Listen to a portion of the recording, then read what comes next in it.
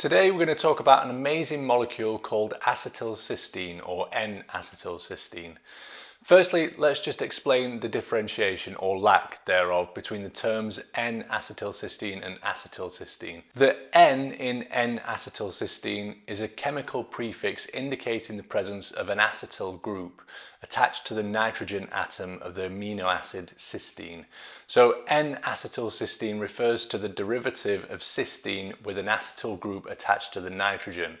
N-acetylcysteine and acetylcysteine are therefore exactly the same thing. You may have heard of it as a supplement or a medication since its definition has been blurred, and you can check my previous video about this and what the FDA has tried to do to NAC through the link that I'll provide at the end of this video. But what you might not know is that acetylcysteine is backed by some serious scientific research, and there are some incredible benefits to taking it. In this video, we're going to deep dive into the research and uncover the truth about acetylcysteine. Firstly, let's talk about acetylcysteine and its role in reducing oxidative stress. Oxidative stress is a condition where there's an imbalance between free radicals and antioxidants in the body. This can lead to damage to cells, tissues and organs, and it's linked to a range of diseases including cancer, cardiovascular disease and neurodegenerative disorders.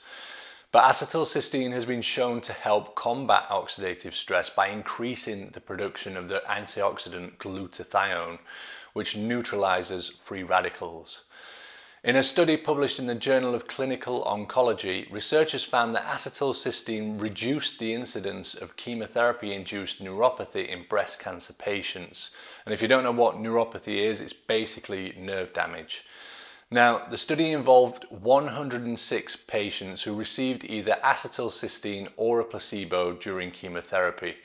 The group that received acetylcysteine had a significantly lower incidence of neuropathy compared to the placebo group. Another incredible science-backed benefit of acetylcysteine is that it can be used to help with symptoms of bipolar disorder. A study published in the Journal of Clinical Psychiatry found that acetylcysteine was effective in treating people who suffered with this condition. The study involved 75 patients with bipolar disorder who received either acetylcysteine or a placebo for 24 weeks. The participants who received the acetylcysteine received 2 grams per day, which was divided into 2 doses of 1 gram each. The participants were instructed to take 1 dose in the morning and the other in the evening. The group that received acetylcysteine had a significant reduction in symptoms compared to the placebo group. The primary outcome measure was the change in scores on the Montgomery-Åsberg Depression Rating Scale, or MADRS, which is a widely used rating scale for the severity of depressive symptoms. The MADRS assesses the presence and intensity of depressive symptoms such as sadness, tension, sleep, appetite, concentration, and suicidal ideation. The study found that the group that received NAC had a significant reduction in MADRS scores compared to the placebo group.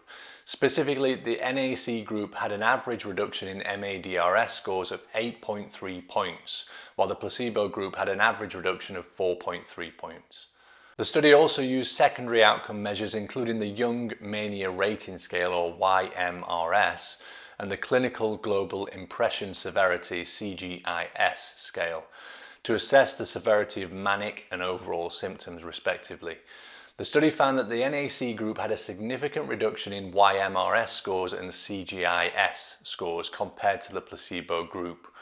Acetylcysteine has also been shown to improve lung function in patients with chronic obstructive pulmonary disease, COPD. In a study published in the European Respiratory Journal, researchers found that acetylcysteine improved lung function and reduced inflammation in patients with COPD. The study was a randomized, double-blind, placebo-controlled trial that included 122 patients with COPD.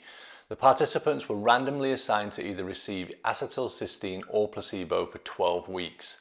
The acetylcysteine group received 600 milligrams of acetylcysteine twice a day, while the placebo group received matching placebo capsules. The primary outcome measure of the study was the change in forced expiratory volume in 1 second, or FEV1, which is a measure of lung function. The results of the study showed that the group that received acetylcysteine had a significant improvement in FEV1 compared to the placebo group.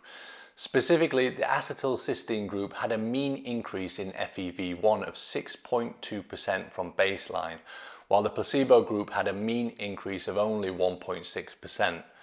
The acetylcysteine group also had a significant reduction in the number of exacerbations and hospitalizations due to respiratory symptoms compared to the placebo group. Furthermore, the study found that acetylcysteine was able to reduce the levels of inflammatory markers in the lungs, indicating that this has an anti-inflammatory effect.